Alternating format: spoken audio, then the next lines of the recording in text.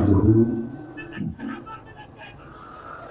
व नुसल्ली व नुसल्लिमु अला सय्यदिना व मौलाना मुहम्मदिन रसूलिहिन नबिय्यिल अमीनिल मकीनिल हनीनिल करीमिल रऊफिर रहीम। अम्मा बाद फ़अऊज़ु बिल्लाहि मिनश शैतानिर रजीम। बिस्मिल्लाहिर रहमानिर रहीम। वमन ताब व अमिल सालिहन फ़इन्नहु यतूबु इलल्लाहि मताबा। वक़ाल अल्लाहु तबारक व तआला तूबू इलल्लाहि जमीआ अय्युहल मुअमिनून लअल्लकुम तुफ़्लिहून। सदक़ल्लाहु मौलाना अज़ीम।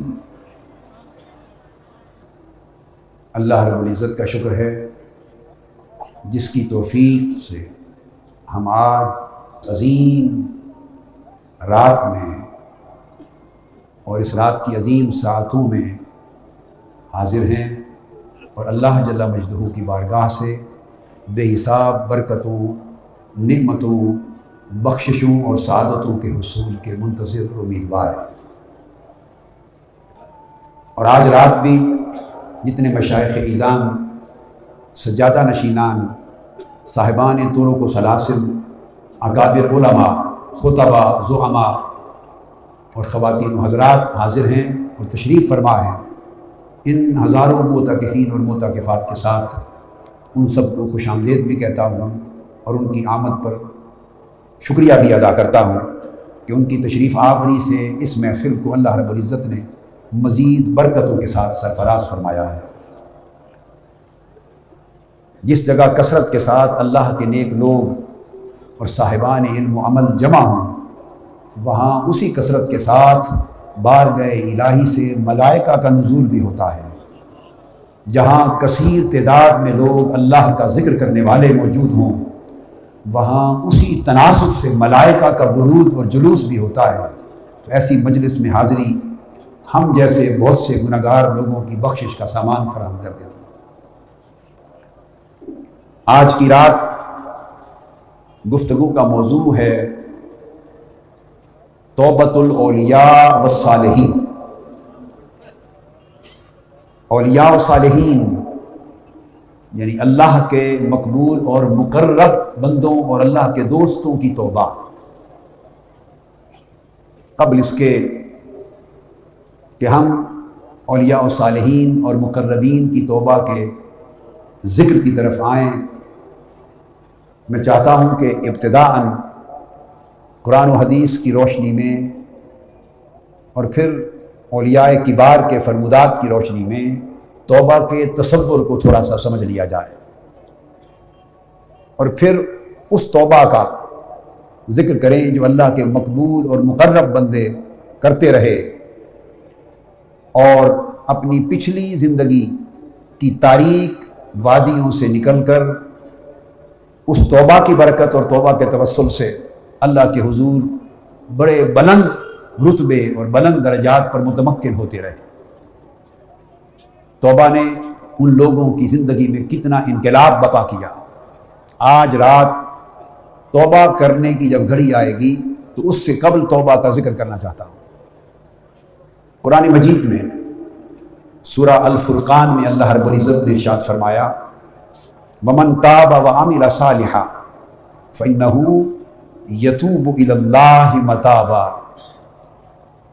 जिस शख्स ने तौबा कर ली और फिर नेक आमाल किए,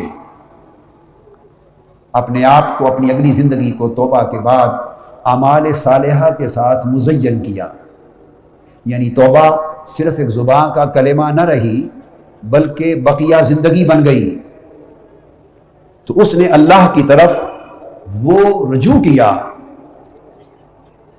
जो रुजू का हक था। और फिर अल्लाह रब्बुल इज़्ज़त ने सूरह नूर में हुक्म दिया, ए मोमिनो तुम सब के सब अल्लाह के हुजूर तौबा करो। नतीजा क्या होगा? लअल्लकुम तुफ्लिहून, फिर नतीजतन तुम फलाह पा जाओगे।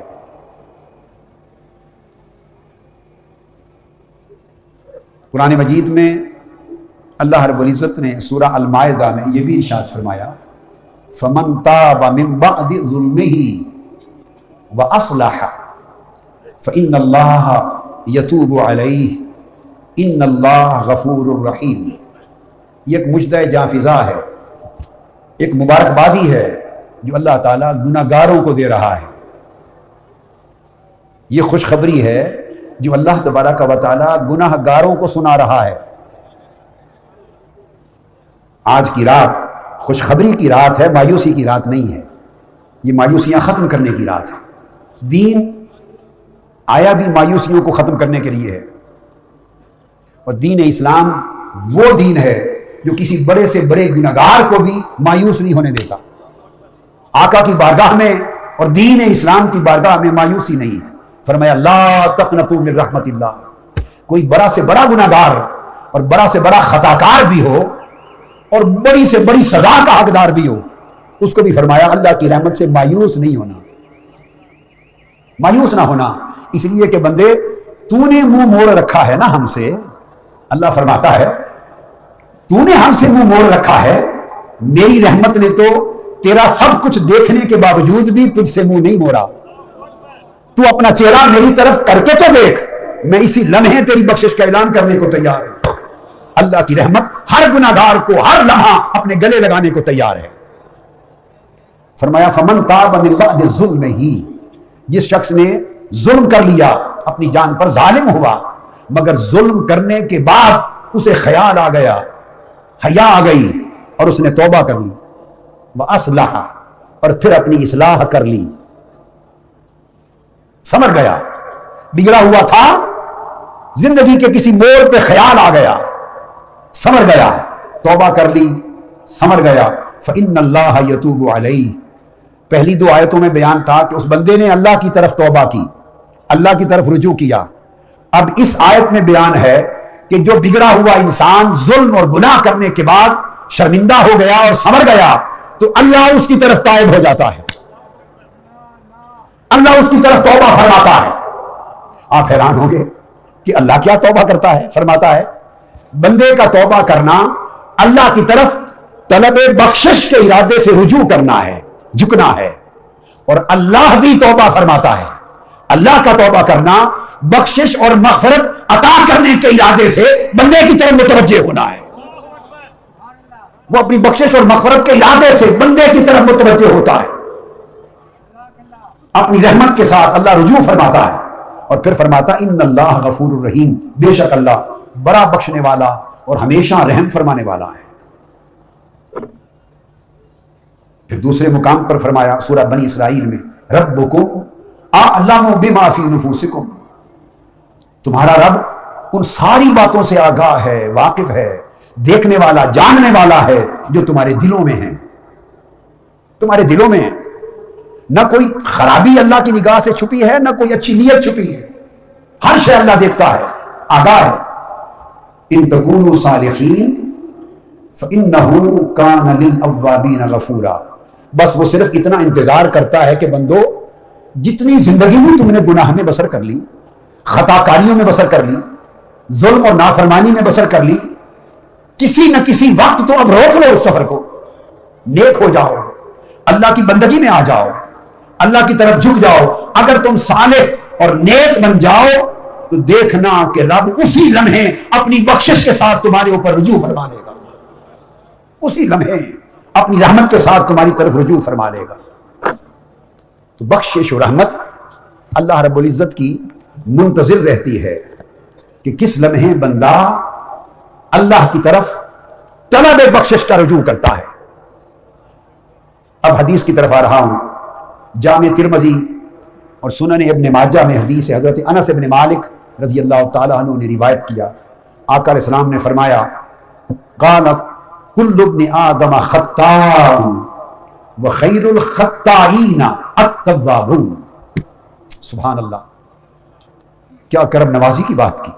آقا علیہ السلام نے فرمایا نسل بنی آدم کا ہر بندہ، ہر شخص تھوڑا یا زیادہ کسی نہ کسی درجے میں، کسی نہ کسی منزل میں اپنے حال کے مطابق خطا کار ہے، ہر بندہ خطا کار ہے، مگر فرمایا خطا کاروں میں بہترین لوگ اور گناہ گاروں میں سب سے اچھے لوگ وہ ہیں کہ جنہیں خیال آ جاتا ہے اور وہ توبہ کر لیتے ہیں۔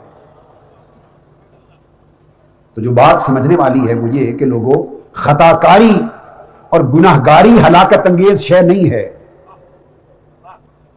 گناہ گاری ہلاکت انگیز نہیں ہے، گناہ کرنا ہلاکت انگیز نہیں ہے، گناہ کر کے توبہ نہ کرنا یہ ہلاکت انگیز ہے، توبہ نہ کرنا ہلاکت انگیز ہے۔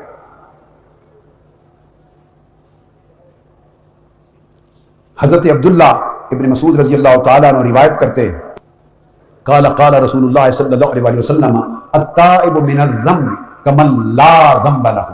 ابن ماجہ، طبرانی اور بہقی میں حدیث صحیح آقا علیہ السلام نے فرمایا کہ جو شخص، آپ سوچیں گے کہ اگر توبہ کر لیں تو اس کا نتیجہ کیا ہوگا، فرمایا جو شخص گناہوں سے توبہ کر لے اس کی مثال ایسی ہے، اور وہ ایسا پاک صاف ہو جاتا ہے جیسے اس نے زندگی میں سرے سے گناہ کیا ہی نہیں تھا، جیسے ماں کے پیٹ سے پیدا ہوا ہے۔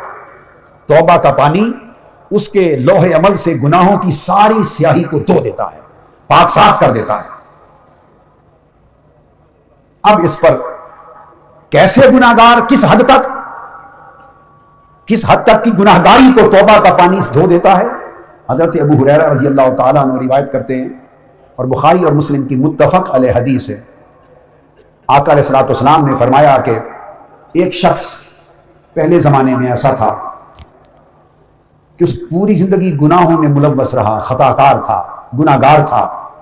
جب موت کا وقت قریب آیا تو شرمندہ ہو گیا، اور شرمندگی، گناہ کا احساس ہو جانا، شرمندہ ہو جانا اور اللہ کے عذاب سے ڈر جانا، یہی توبہ کی روح ہے، یہی توبہ ہے۔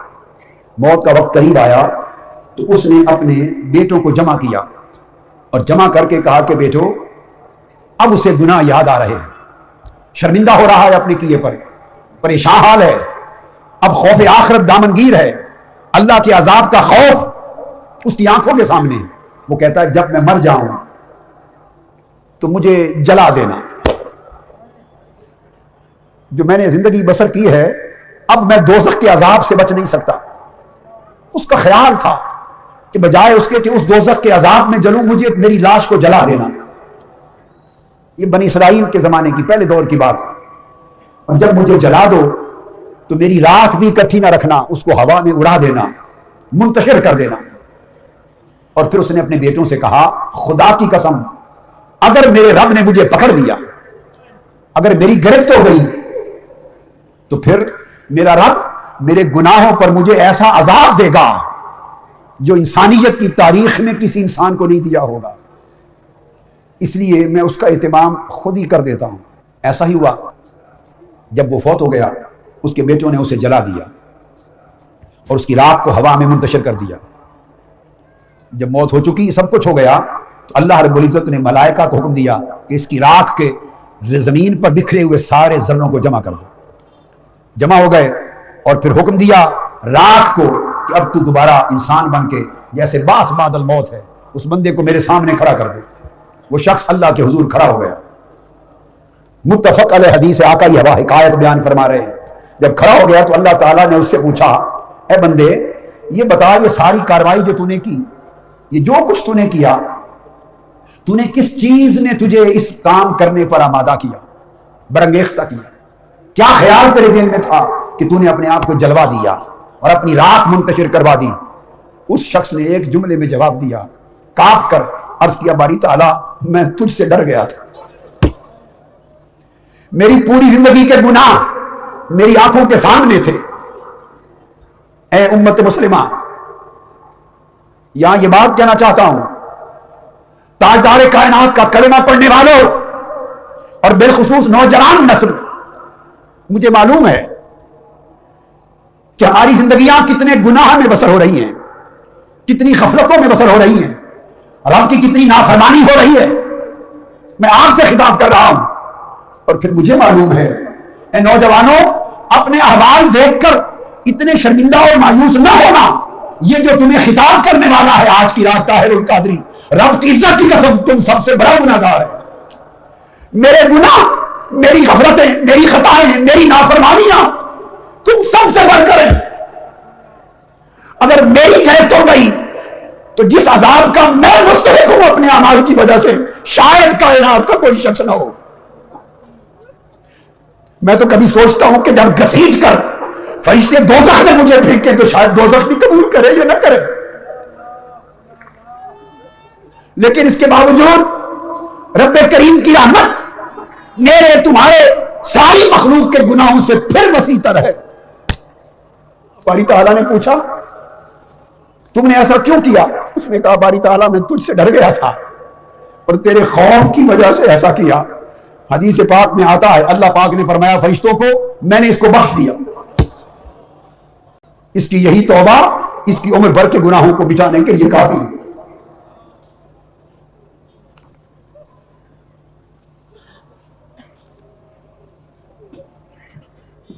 یہ حدیث نبوی صلی اللہ علیہ وآلہ وسلم اس لیے بیان کرنا چاہتا تھا اور بیان کی تاکہ یہ معلوم ہو کہ رب کریم کی بخشش، بندہ اگر صدق کے دل سے توبہ کرے تو اس کی بخشش کا عالم کیا ہے.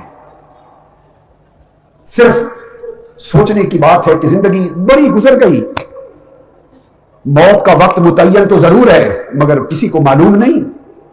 لوگوں معلوم نہیں کب بلاوا آ جائے. اے انسان، اے مسلمان، کب تک خواب غفلت میں رہے گا؟ اور اگر بلاوا آ گیا اور حالت نزع ہو گئی، موت سامنے ہو گئی، پھر وقت توبہ نہیں رہتا.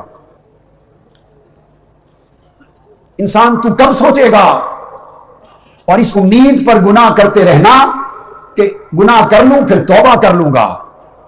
یہ توبہ کے ساتھ مذاق ہے. توبہ یہ ہے کہ انسان اپنے گناہوں پہ شرمندہ ہو. آقا علیہ السلام نے فرمایا، حدیث پاک ہے، توبہ کی تعریف حضور صلی اللہ علیہ وسلم نے فرمائی کہ توبہ ندامت کا نام ہے، اور ندامت ہوتی ہے پہلے احساس پر. ہمارا مسئلہ یہ ہے کہ ہمیں اپنے گناہوں کا، نافرمانیوں کا، غفلتوں کا، کوتاہیوں کا، اپنے ظلم کا، فسق و فجور کا احساس ہی نہیں، شعور ہی مٹ گیا ہے. اس کا احساس اور شعور ہو، یہ قلب کی بیداری ہے کہ احساس اور شعور ہو جائے، اور اس احساس اور شعور کے ساتھ پھر بندہ اپنے کیے پر شرمندہ ہو جائے، اور جب شرمندہ ہو تو اگلی زندگی کی اصلاح کا فیصلہ کر لے. یہ توبہ ہے. اور پلٹ کر وہ گناہ پھر نہ کرے، وہ زندگی چھوڑ دے.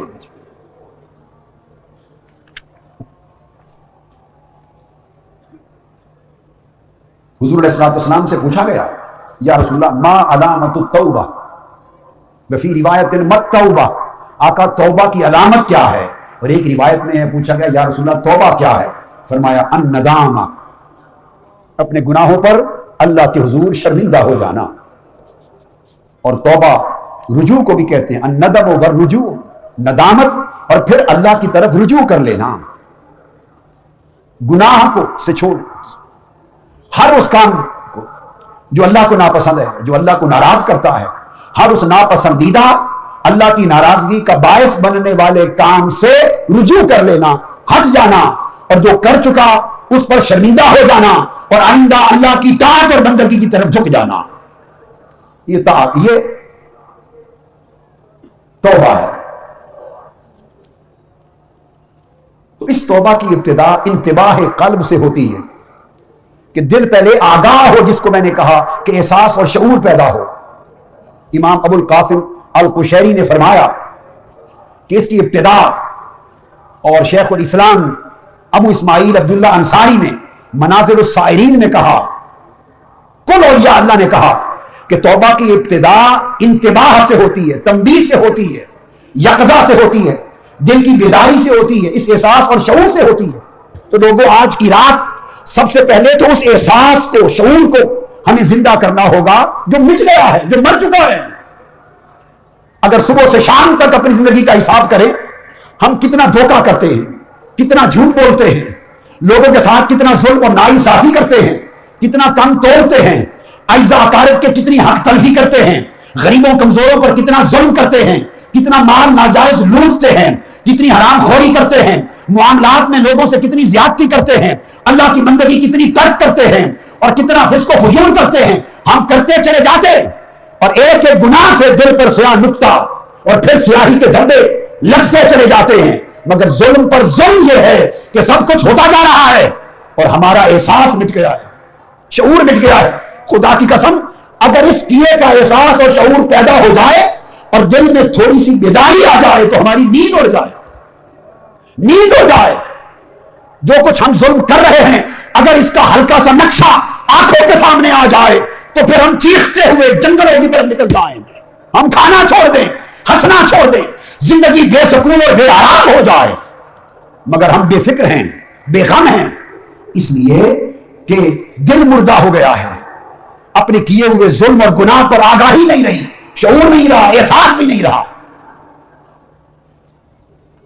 تو فرمایا کہ ابتدا توبہ کی اس بات سے ہے کہ دل کو اس کا احساس اور شعور ہو جائے، اور دل کو احساس اور شعور تب ہوگا اگر ہم باطن کی غفلت سے باہر آئیں، غفلت سے باہر آئیں۔ جب غفلت سے نکلیں گے دل کی آنکھ کھلے گی تو پھر ہمیں اپنا گناہ نظر آئے گا، جب گناہ کی رویت ہوگی نظر آئے گا، اس کے دیکھنے سے شرمندگی پیدا ہوگی کہ باری تعالیٰ ہم تیرے بندے ہو کر چاہیے کیا تھا کرنا اور کیا کرتے رہے ہیں اور کیا کر رہے ہیں۔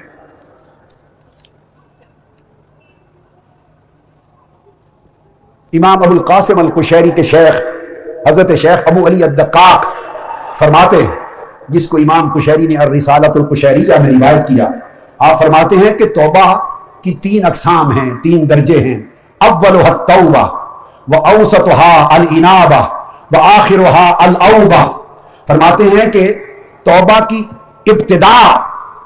ابتدا توبہ ہے اور اس کا درمیانی درجہ انابت ہے اور اس کا آخری درجہ اوبہ ہے۔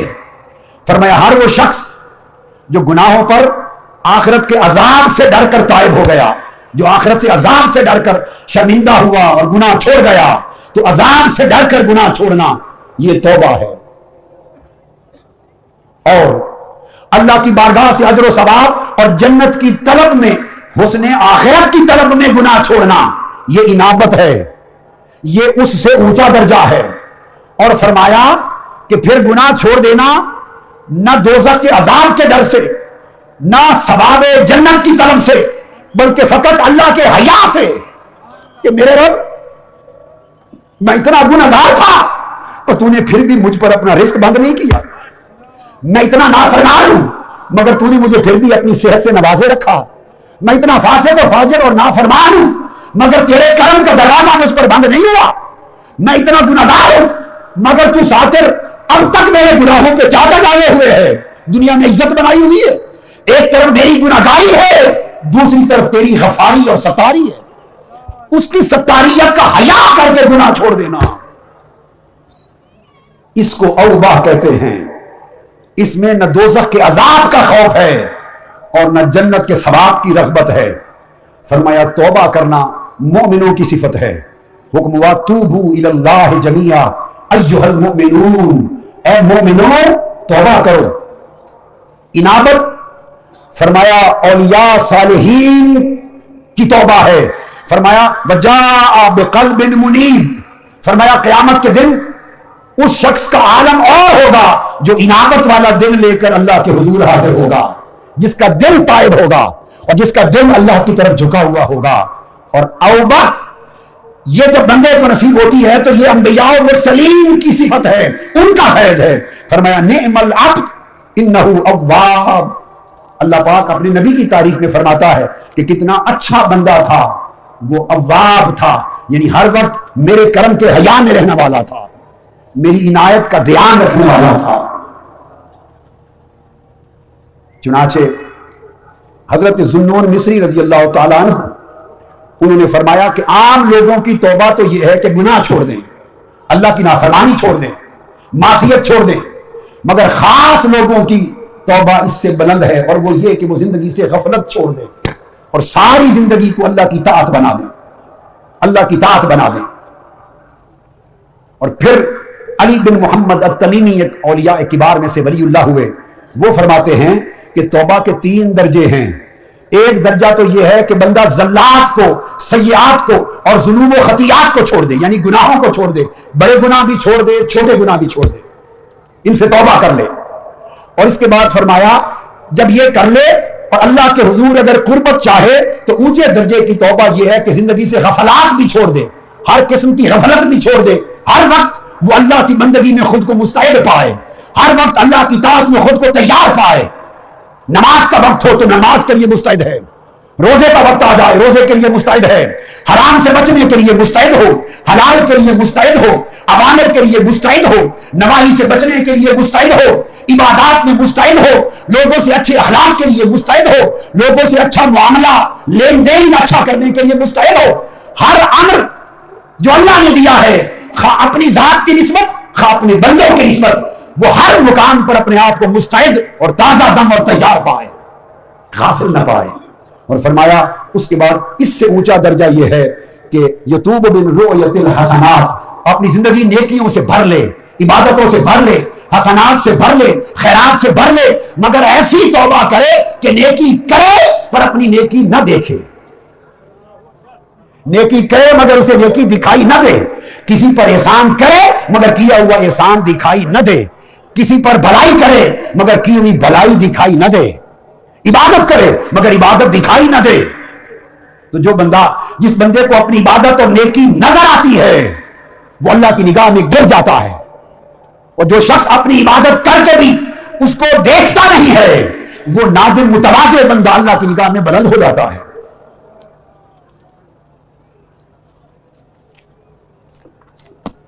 اس توبہ کی معنویت کو سمجھنے والے جب توبہ کرتے تو توبہ کے نتیجے میں اللہ رب العزت ان کو وہ درجے عطا کرتا ہے کہ جیسا کہ میں نے کہا پچھلی ساری زندگی کے گناہ مٹ جاتے ہیں اور رب کریم کی بارگاہ سے ایک نیا معاملہ شروع ہوتا ہے۔ کتنے صحابہ کرام ایسے تھے۔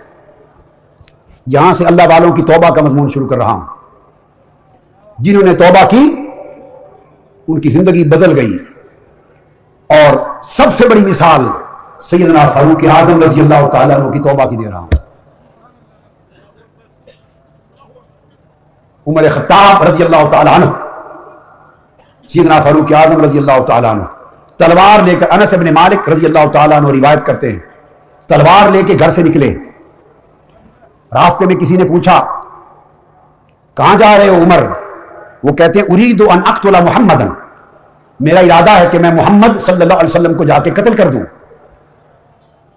چونکہ لوگ ہمارے آبائی دین کو چھوڑ کر اس کی ملت اور اس کے دین میں داخل ہو رہے ہیں، ہمارا دین مٹ رہا ہے۔ پوچھنے والے نے پوچھا، کہا کہ آپ نے گھر کی بھی خبر لی ہے؟ تمہاری بہن اور بہنوئی بھی اس محمد کے دین میں داخل ہو چکے ہیں صلی اللہ علیہ وآلہ وسلم۔ تلوار کے ساتھ واپس پلٹ گئے، گھر میں داخل ہوئے، کھڑکی کے قریب آواز سنی، آواز آ رہی تھی، دیکھا تو ان کی بہن سورہ طٰہٰ کی تلاوت کر رہی ہے۔ آگے بڑھے، اپنے بہنوئی پر حملہ آور ہوئے، وہ بھی مسلمان ہو چکے تھے، حملہ آور ہوئے تو آپ کی ہمشیرہ نے بڑھ کر دفاع کیا، ہمشیرہ کا چہرہ زخمی ہو گیا، خون بہنے لگا۔ ہمشیرہ نے اتنا جملہ بولا، بھائی عمر تو نے بڑا غضب کیا۔ اس جملے نے دل کی کایا بدل دی، اور پوچھا یہ کیا پڑھ رہے تھے؟ مجھے بھی دو، میں پڑھوں۔ انہوں نے کہا نہیں، تمہارا جسم پاک نہیں ہے، غسل کرو، وضو کرو۔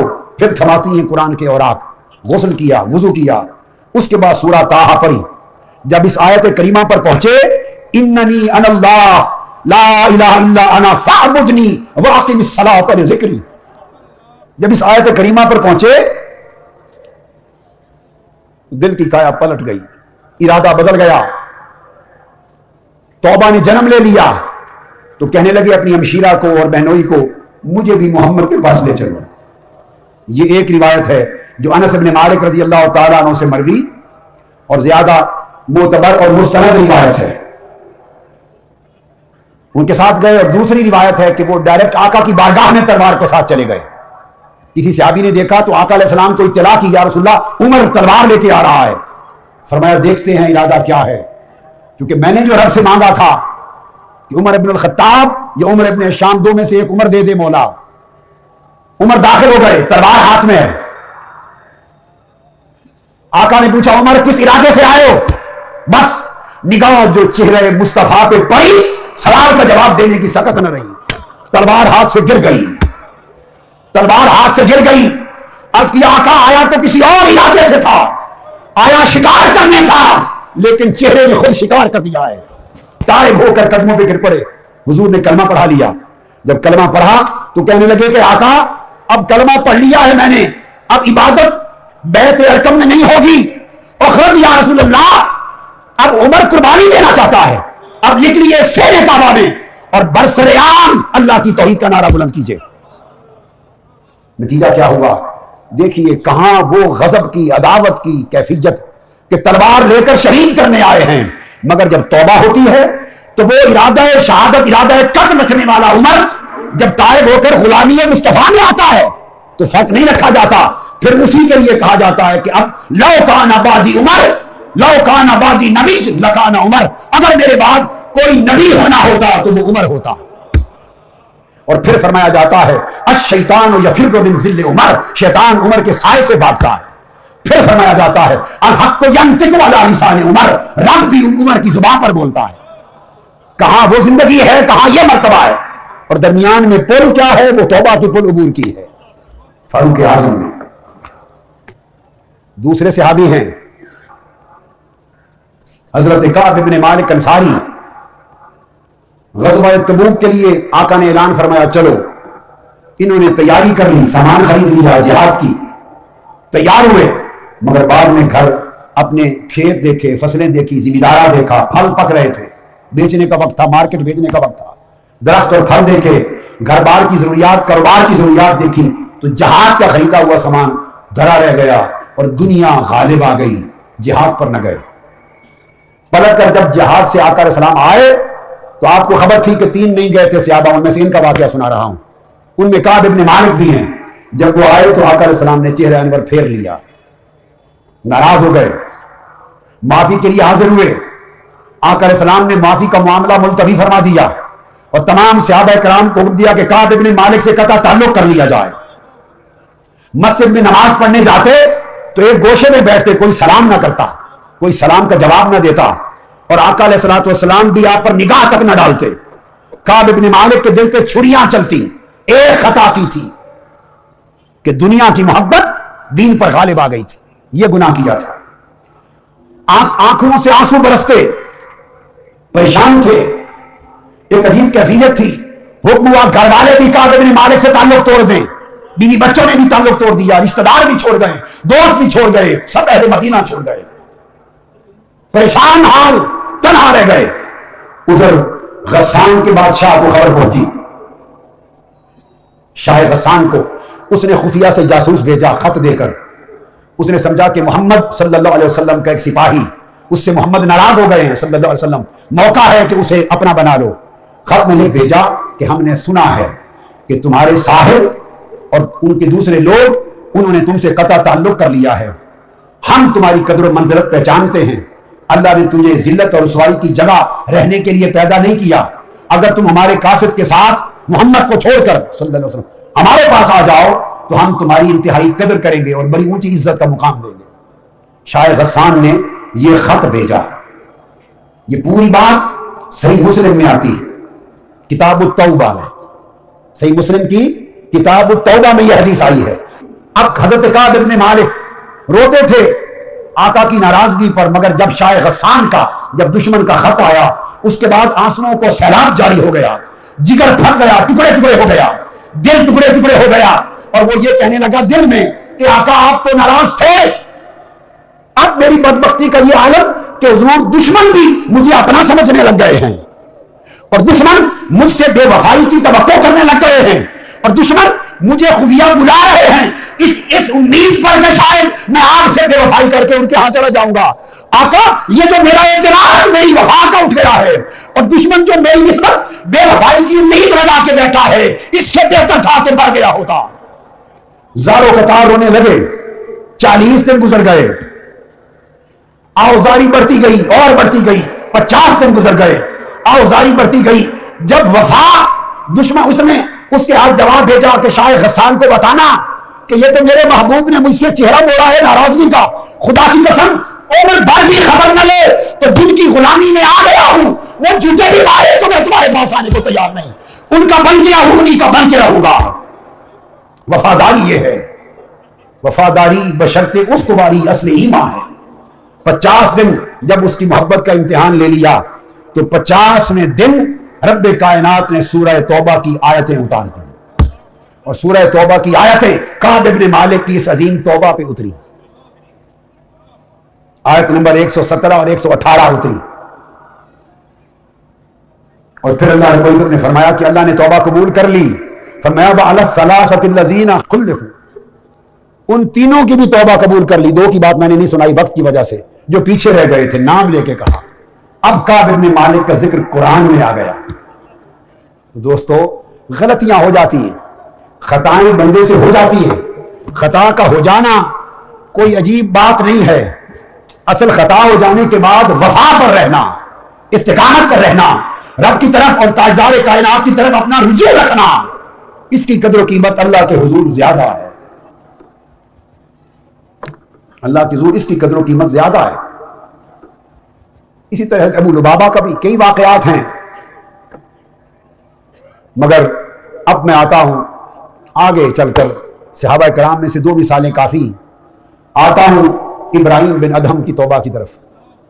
ابراہیم بن ادہم کے باپ دادا خراسان کے بادشاہ تھے، حضرت سلطان ابراہیم بن ادہم رضی اللہ تعالیٰ عنہ بادشاہ تھے، زندگی شاہی بلخ کے حاکم تھے ابتدا میں، اور پھر خراسان کے بادشاہ تھے صوبے کے، زندگی ناز و نام میں گزری۔ ایک دن اپنے گھوڑے پر سوار کتا شکاری کتا لے کے شکار کے لیے نکلے، کوئی تعلق دین سے نہیں، رغبت نہیں، اللہ کی طاعت اور بندگی سے سروکار نہیں، عیش و آرام کی زندگی ہے جیسی بادشاہوں کی ہوا کرتی ہے۔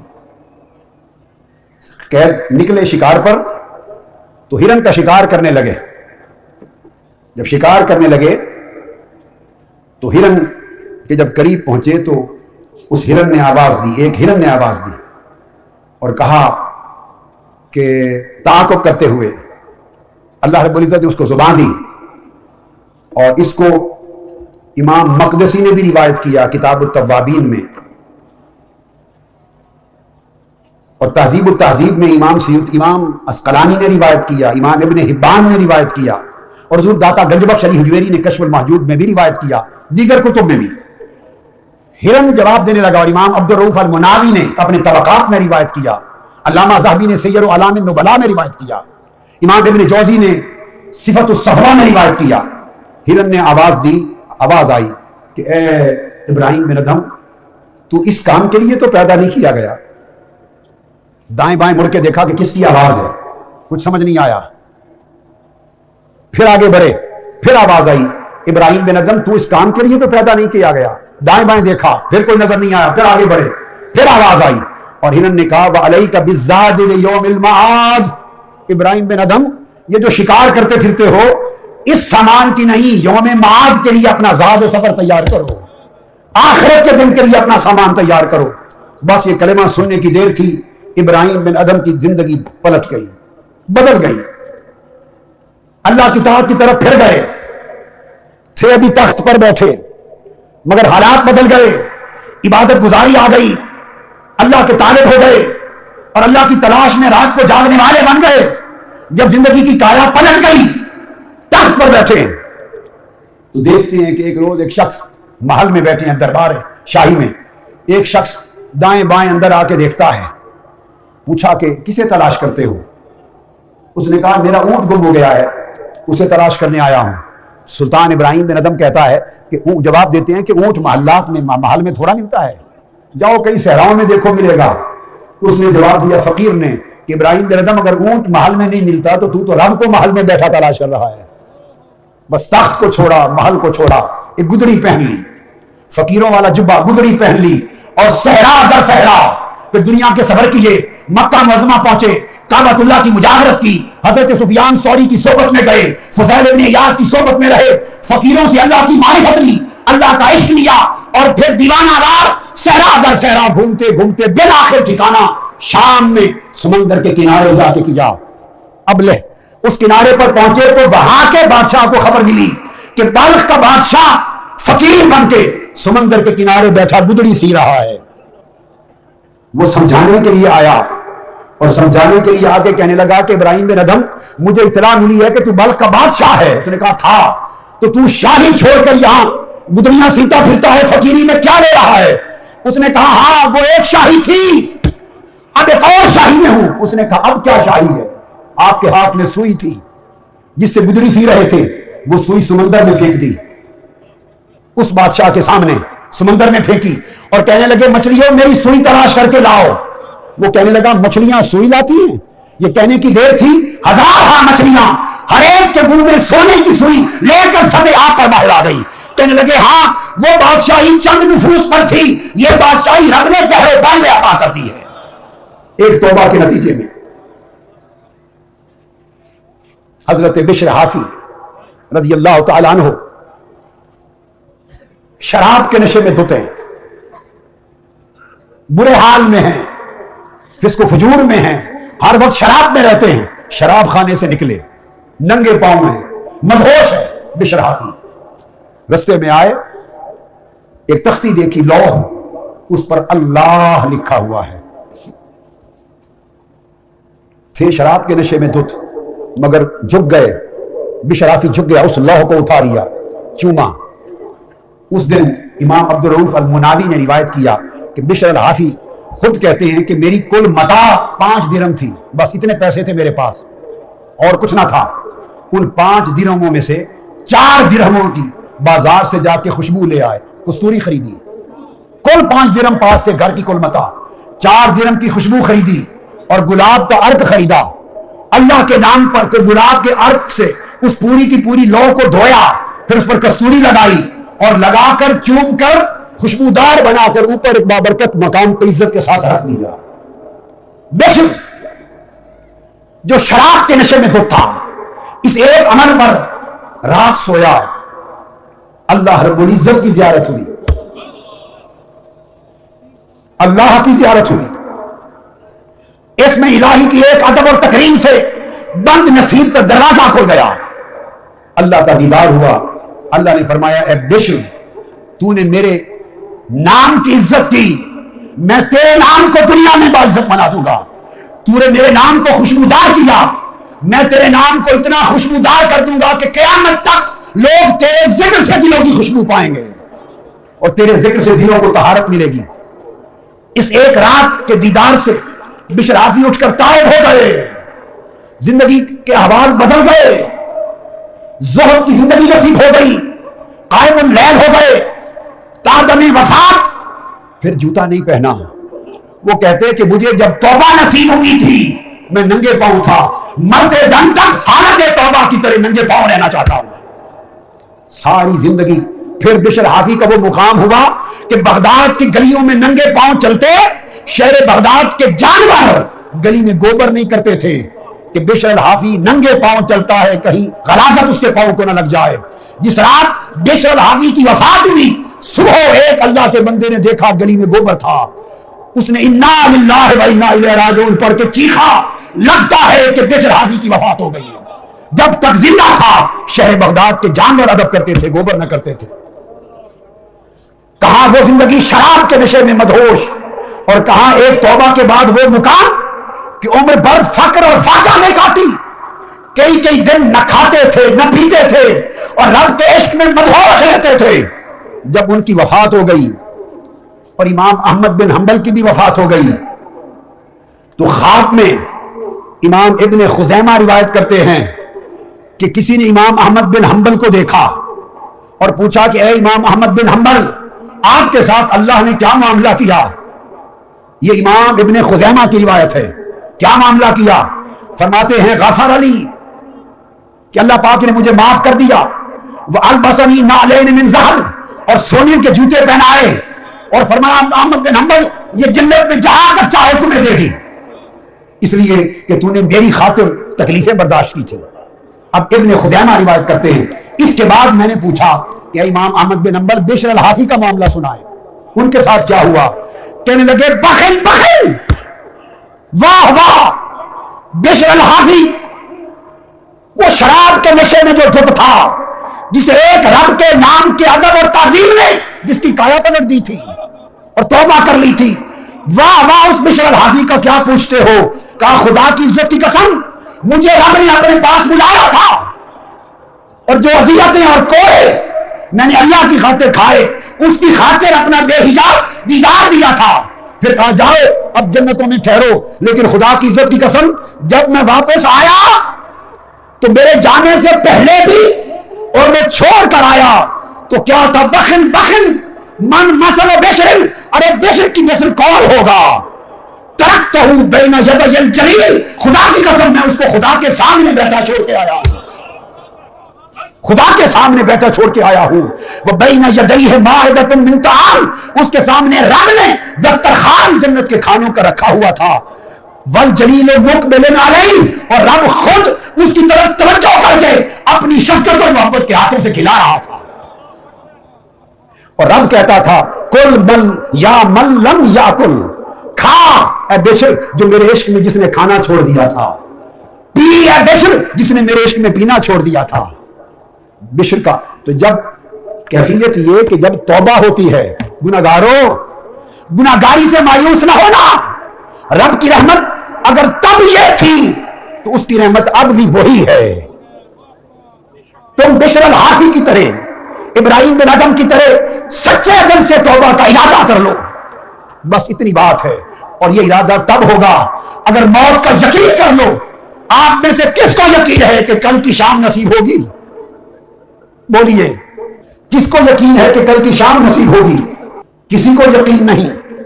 جب یہ یقین نہیں معلوم نہیں صبح موت آ جائے کل شام کو موت آ جائے تو سوچئے اس رب جلیل کے سامنے پیش ہونے کی تیاری کیا کی ہے. آج کے دن تک تو زندگی غفلت میں گزری. ارے بندے تو وہ تھے جو رات کو مصلی پر یا قیام کرتے یا سجود کرتے اور خدا کی محبت کے پہلو میں رات کے اندھیروں میں رہتے. دن خدا کے دین کے لیے جہاد کرتے جن کی آنکھیں عشق الہی میں چھم چھم برستی. بندے تو وہ تھے. بندے وہ تھے. ہماری زندگیاں تو غفلت میں گزر رہی ہیں. اور توبہ صرف یہ لوگ اللہ والے بڑے فسق اور کفر سے ہی نہیں ادنا خطاؤں سے اپنے مرتبے کے مطابق جسے وہ خطا سمجھتے اس سے بھی توبہ کرتے. اور ہر توبہ سے ان کے درجے اتنے بلند ہوتے کہ جس کا تصور بھی نہیں کیا جا سکتا. حضرت سری سقطی رضی اللہ تعالیٰ عنہ فرماتے کہ میں نے ایک گناہ کیا تھا اور آج 40 سال سے اس ایک گناہ کے لیے توبہ کر رہا ہوں. 40 سال سے اس ایک گناہ پر توبہ کر رہا ہوں, معافی مانگ رہا ہوں. پوچھنے والے نے پوچھا یہ حضرت سری سقطی رضی اللہ تعالیٰ عنہ حضرت جنید بغدادی کے شیخ تھے. فرماتے ہیں گناہ کر بیٹھا تھا 40 سال سے توبہ کر رہا ہوں. انہوں نے پوچھا وہ کون سا اتنا بڑا گناہ تھا جس کے لیے توبہ کرتے ہوئے 40 سال گزر گئے؟ بڑی توجہ سے رکتا سمجھنے والا. فرماتے ہیں گناہ یہ تھا کہ میں لوہے کا کام کرتا تھا.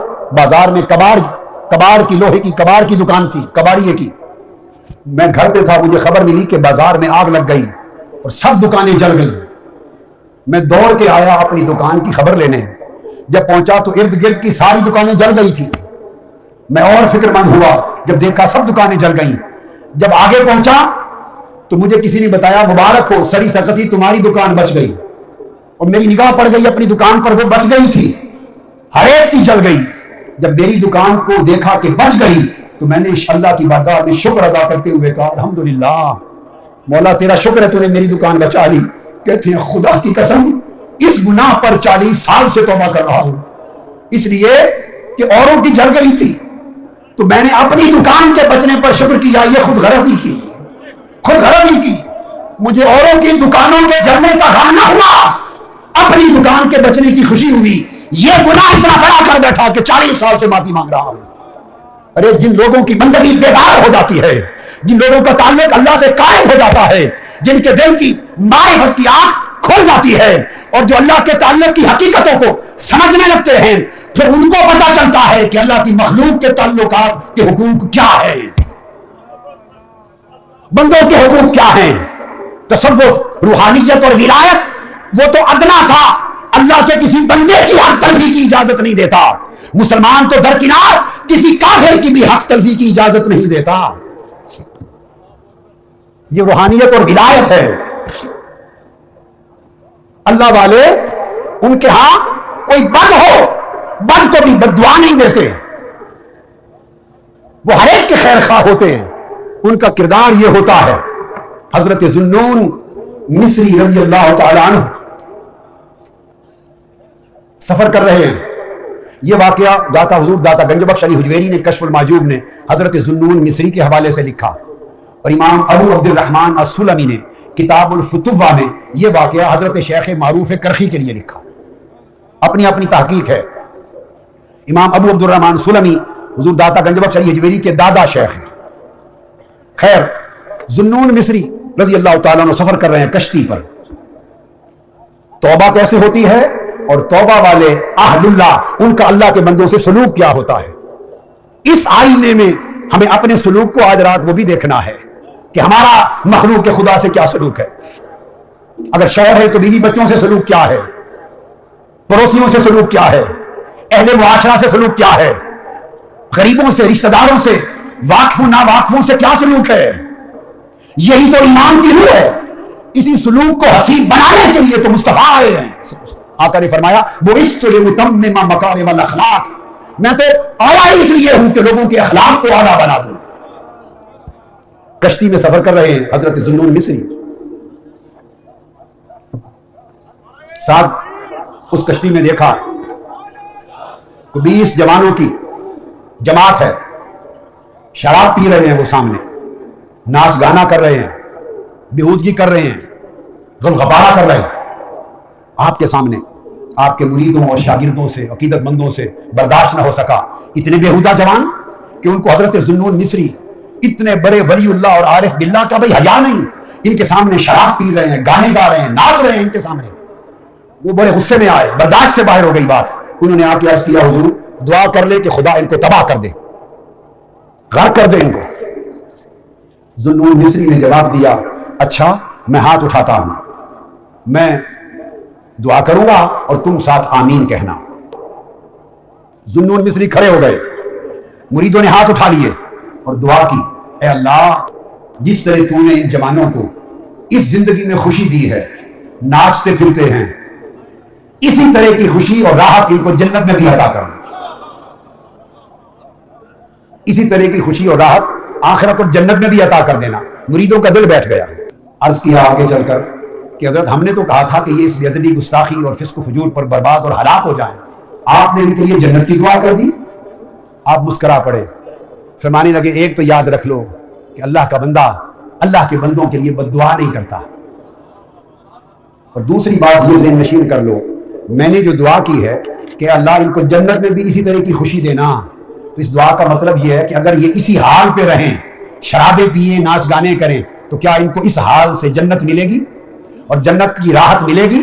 نہیں۔ میں نے جو ان کے لیے جنت اور جنت کی راحت مانگی ہے تو اس کا مطلب ہے کہ یہ اس حال سے توبہ کر لیں۔ جنت کا یہ درجہ تبھی ملے گا نا کہ توبہ کر لیں گے اس حال سے۔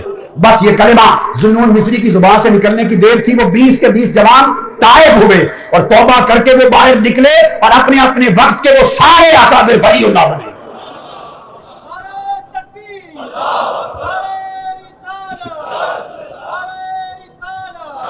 ولی اللہ بنے۔ اور یہ پھر وہ ذوالنون مصری تھے کہ جس رات ان کی وفات ہوئی لوگ ان کو دیوانہ سمجھتے تھے اور قید میں ڈال دیا تھا، قید میں ڈال دیا تھا۔ جب وفات ہوئی تو 70 اولیاء کو بغداد میں آقا علیہ السلام کی زیارت ہوئی بیک وقت۔ ہر ایک نے پوچھا آقا آپ کیسے تشریف لائے؟ حضور نے فرمایا اللہ کا ایک عاشق ذوالنون مصری فوت ہو گیا ہے، اس کی روح کے استقبال کے لیے آیا۔ اور جب قید میں ڈال دیا تھا پوری زندگی انہوں نے بھی توبہ کی اور پھر پوری کی پوری زندگی عشق الہی میں بسر کی، اور مارے مارے عشق الہی میں مجنونانہ طریق سے پھرتے تھے، اور اللہ کی محبت اور عشق کا جنون ایسا تھا کہ لوگ دیوانہ سمجھتے، لوگ دیوانہ سمجھتے۔ اللہ نے توبہ کے بعد ذو النون مصری کو اپنے عشق کا وہ درد دیا تھا، وہ درد دیا تھا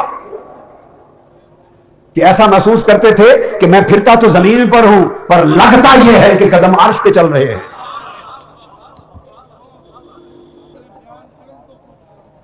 وہ فرماتے ہیں، مولانا روم نے بیان کیا کہ جب اللہ کا بندہ تائب ہو کر راجع اللہ ہو جاتا ہے اور اللہ کے عشق اور محبت کا جام اس کو پلا دیا جاتا ہے، پھر اس کا قلب اور روح دنیا سے منقطع ہو جاتا ہے، پھر اس کا جسم زمین پر ہوتا ہے، اس کا دل اور اس کی روح عرش پہ ہوتی ہے، اس کا تعلق مالا اعلیٰ سے جڑ جاتا ہے، اور پھر سارا عالم مالا اعلیٰ اس بندے کا، مرد بشر کا اسیر اور غلام بنا دیا جاتا ہے۔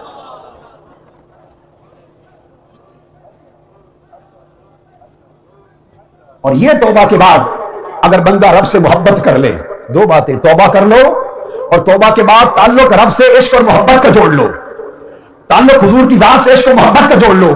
جو سفر توبہ کے بعد عشق الہی اور عشق رسول، عشق جو سفر تیزی سے طے کراتا ہے، دنیا کا کوئی عمل اور عبادت اس تیزی سے سفر طے نہیں کراتی۔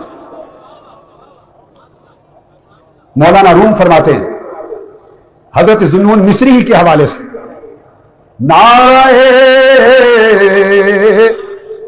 مستانہ خوش میادم تا ابد جانا چنی می بایدم جز خضوع بندگی استرار اندر ہی حضرت ندارد اعتبار چوں خدا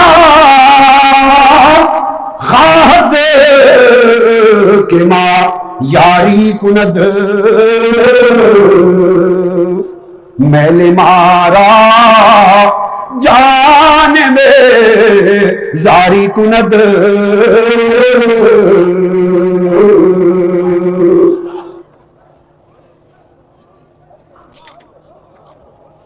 نالہ نالہ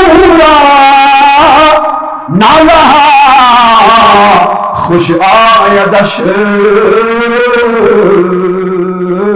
از دو عالم نالہ غم بایدش۔ مولانا روم فرماتے ہیں کہ بندہ جب تائب ہوتا ہے، گناہوں کی زندگی کو چھوڑ دیتا ہے، اس دنیا کی آلودگیوں کی دلدل سے نکل جاتا ہے، اس کا نفس، اس کا قلب اور اس کی روح غلاظتوں سے دھل جاتی ہے، پاک ہو جاتی ہے، اور پھر وہ اپنا رشتہ مالا اعلیٰ سے جوڑتا ہے، اللہ سے قائم کرتا ہے، تو فرماتے ہیں کہ پھر بہترین رشتہ دو چیزوں پر منحصر ہے، ایک توبہ کے ساتھ ہر وقت اس کے حضور تضرع کرے اور گریہ وزاری کرے، اور ایک اپنے مولا سے تعلق عشق اور محبت کا جوڑے۔ فرمایا کہ گریہ وزاری اور تضرع سے، رونے دھونے سے اور تضرع سے اور اللہ کے حضور رشتہ عاشقی سے راستہ اتنا جلد طے ہوتا ہے اور اس قدر قرب عطا ہوتا ہے کہ سال ہا سال کی ریاضت اور مجاہدے سے بھی وہ بات مرد حق کو نصیب نہیں ہوتی۔ اور پھر وہ فرماتے ہیں اسی طرح کہ جو خصوص اور بندگی اور اضطرار اور عشق اور محبت کی کیفیت میں جو یہ بے چینی اور بے قراری کی کیفیت اگر اللہ کے تعلق میں قائم ہو جائے، اس کا اللہ کے حضور وہ اعتبار ہے کہ اتنا بڑا اعتبار دنیا کے کسی اور عمل اور عبادت کا نہیں ہے۔ اور اللہ تبارک و تعالیٰ فرمایا مولانا روم نے کہ اے بندے، پھر اگر تو چاہتا ہے کہ خدا سے یاری ہو جائے، خدا سے دوستی ہو جائے، تو خدا سے یاری کرنے کے لیے تعلق زاری پیدا کرنا ہوگا، رونے دھونے کا تعلق پیدا کرنا ہوگا، اس لیے کہ اللہ کی بارگاہ میں نالا، رونا دھونا، آہ بکا، گریہ وزاری، اس کے عشق میں گریہ وزاری اللہ کو جتنی پسند ہے، ساری دنیا میں اتنی اور کوئی چیز اللہ کو پسند نہیں۔ اللہ اس بندے کو اپنے قریب کرتا چلا جاتا ہے۔ پھر حضرت ذو النون جب قید خانے میں ڈال دیے گئے مصری، تو ان کے کچھ لوگ ان کی خدمت میں آئے اور کہنے لگے حضرت ہمیں بڑا افسوس ہے، آپ کو قید میں ڈال دیا گیا، ہمارے لیے کوئی حکم ہے، ہم آپ کے لیے ہر قربانی دینے کو تیار ہیں۔ ذو النون مصری نے ان کی محبت وفاداری کا امتحان لینے کے لیے پتھر اٹھائے، کنکریاں، اور دوڑے انہیں مارنے کے لیے، ان کی طرف پھینکے، سارے بھاگ گئے، سارے بھاگ گئے. جب سارے بھاگ گئے تو مولانا روم حضرت آپ فرماتے ہیں کہ ذوالنور مصری ان سے کہنے لگے کہ بس 2 کنکریاں پھینکی ہیں تو تمہارے اخلاص کی بو اڑ گئی. بھاگ گئے. اخلاص کے چھوٹے سے امتحان میں کامیاب نہ ہو سکے, چھوٹے سے پتھر برداشت نہ کر سکے, اس چھوٹی سی چوٹ کے ڈر سے بھاگ کھڑے ہوئے, کہتا لگا کے ہنس پڑے اور کہنے لگے درویشوں اور دوستوں, دوستی کا امتحان تو ہوتا ہی اس وقت ہے جب یار کی طرف سے تکلیف آئے. ہمیں رب کائنات رزق دیتا ہے, عزت دیتا ہے, کھانا پینا دیتا ہے, اولاد دیتا ہے, اس نے گھر بار دیا ہے, کاروبار دیا ہے. سوچو کتنی نعمتوں سے اللہ نے سرفراز کر رکھا ہے, مگر پھر بھی نہ ہماری زبان پہ کلمہ شکر آتا ہے, نہ جبین کو سجدہ شکر نصیب ہوتا ہے, نہ دل کو کیفیت شکر نصیب ہوتی ہے. مگر جب کبھی تکلیف آ جائے, فقر آ جائے, فاقہ آ جائے, بیماری آ جائے, دکھ آ جائے, دنیا میں عزت چلی جائے, دنیاوی ثمرات چلے جائے, اولاد نہ ملے, پھر دیکھے شکوے کی عالم, شکوے کی کیفیت کیا ہوتی ہے. تو جو رب نعمتیں دیتا ہے, راحتیں دیتا ہے, ارے تکلیف بھی اسی رب کی طرف سے آتی ہے. تو توبہ یہ ہے کہ بندے سے تعلق, بندہ رب سے تعلق ایسا جوڑے کہ اس کی نگاہ میں راحت و اذیت برابر ہو جائے. رب دے تب بھی خوش رہے, رب لے لے تب بھی خوش رہے. ارے بندو, اللہ سے تعلق اگر اس طرح کا جوڑ لو, اللہ کے ساتھ اس طرح کا تعلق جوڑ لو, تو رب کی ذات پھر بندے پہ انعامات کی بارش کرتی ہے. ہماری زندگی کا عالم تو یہ ہے کہ نہ ہمیں صبر نصیب ہے, نہ شکر نصیب ہے, نہ توبہ نصیب ہے, نہ عمل صالح نصیب ہے. ہم کیسی زندگی, جانوروں سے بھی بدتر زندگی گزار رہے ہیں. گناہوں میں لت پت, نہ توبہ اور رجوع اللہ کی طرف دھیان, نہ زندگی بدلنے کا دھیان. اور اگر اللہ دے دے تو دل کیفیت شکر سے سرشار نہیں ہوتا, حرص اور لالچ میں مر گئے.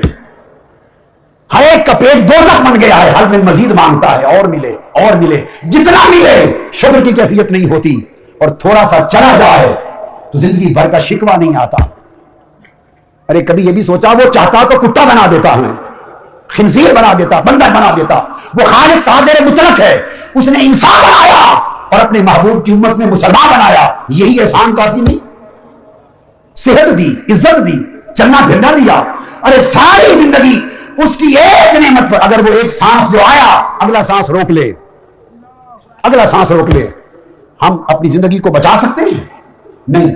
ارے جب ہمارا جینا اس کی ہاتھ میں اور ہمارا مرنا اس کے ہاتھ میں, تو ما غرک بربک الکریم, اے انسان پھر کس شے نے تجھے اپنے رب کے سامنے مغرور بنا دیا؟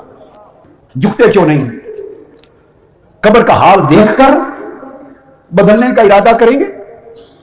جس دن موت نے آنکھیں بند کر دی تو مہلتیں تو ختم ہو گئی.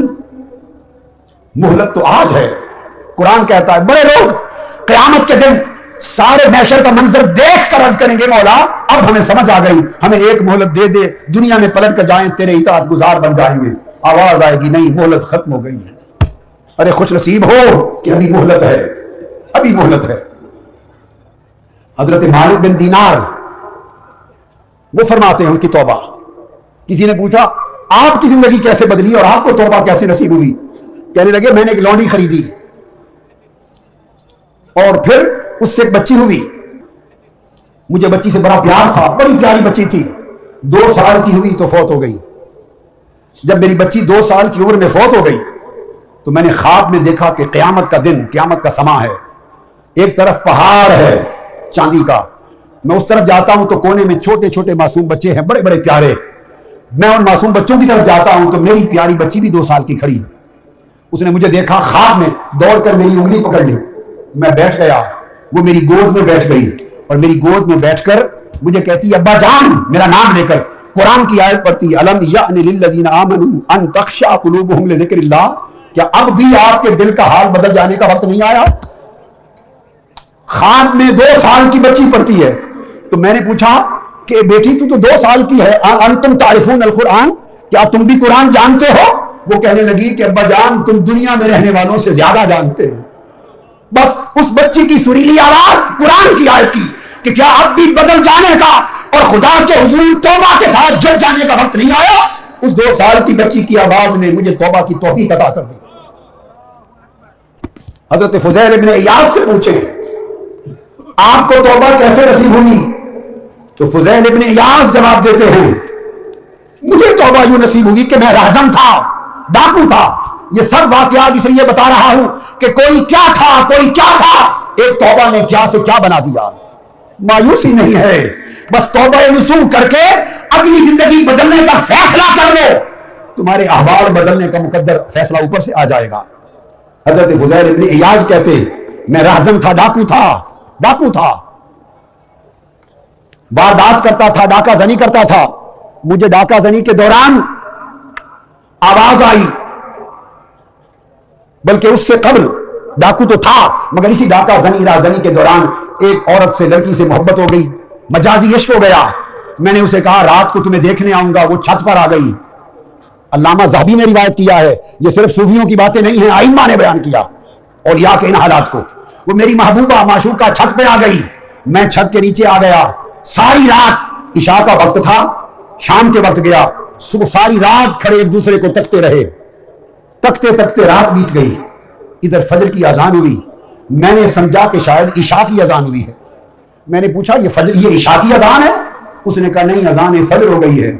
اذان فجر ہو گئی ہے، یہ جملہ تیر بن کے میرے جگر سے پار ہو گیا.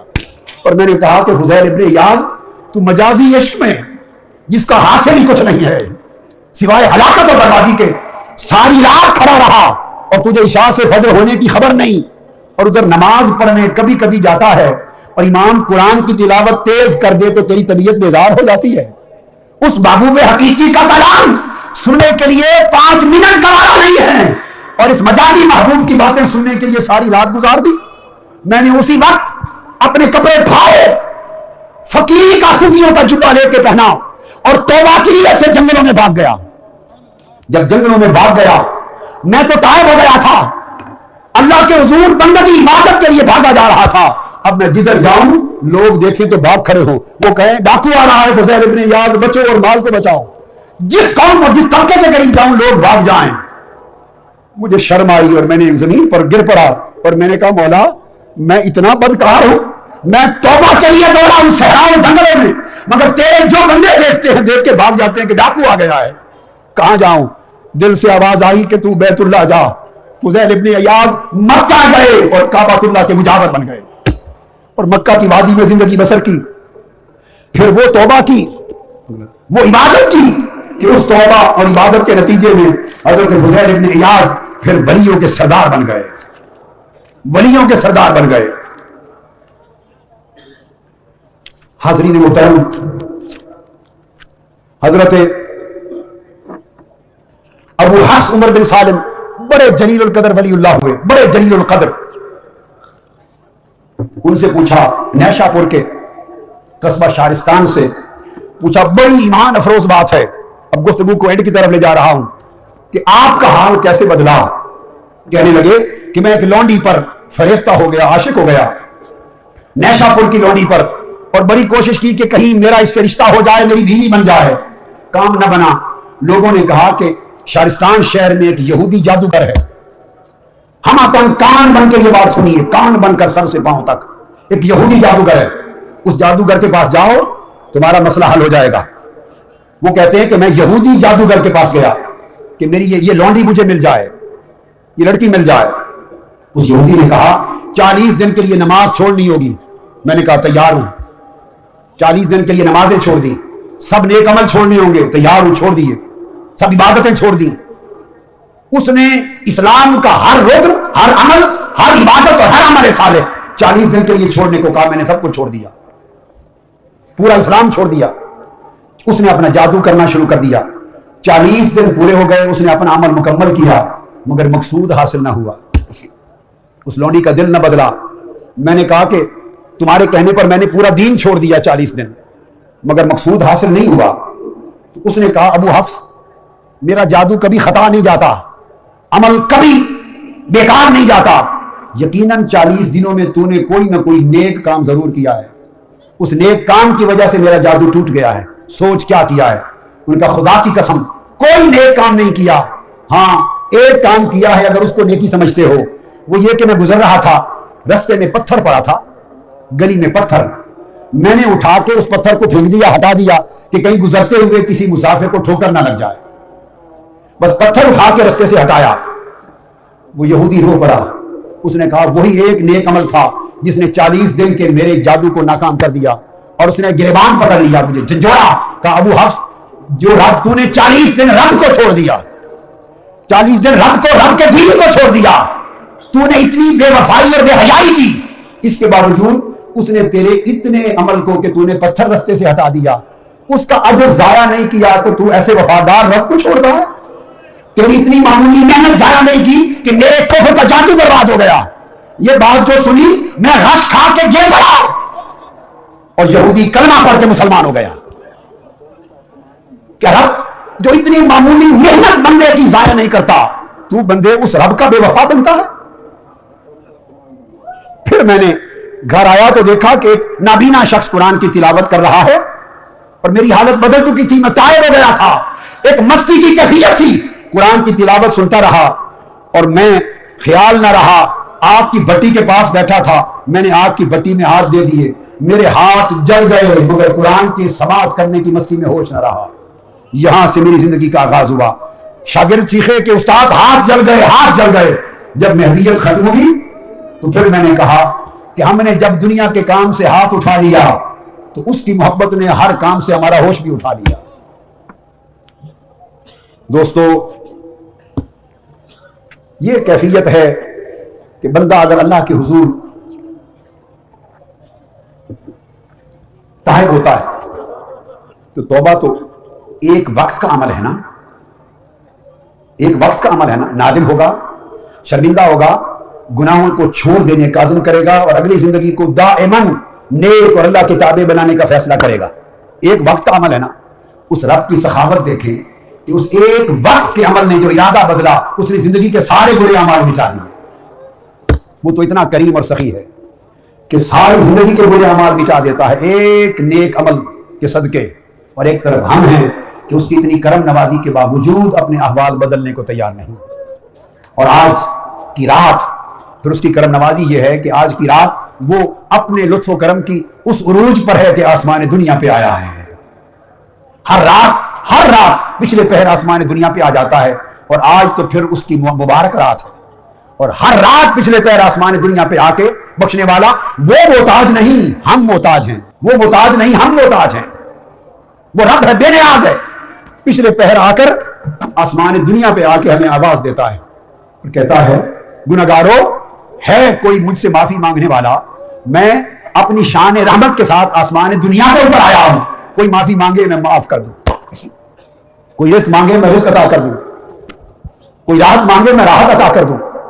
دینے والا, عطا کرنے والا, عطا کرنے کے لیے ہر وقت اپنا دست کرم کشادہ رکھتا ہے. اور ہم گناہگار, خطا کار, اس کے لطف و کرم اور سخاوتوں کے باوجود اس کے ساتھ بے وفائی پہ تلے ہیں. میرا پیغام آج کی رات یہ ہے, ان لمحوں میں یہ ہے کہ لوگوں, زندگی کا بھروسہ نہیں ہے.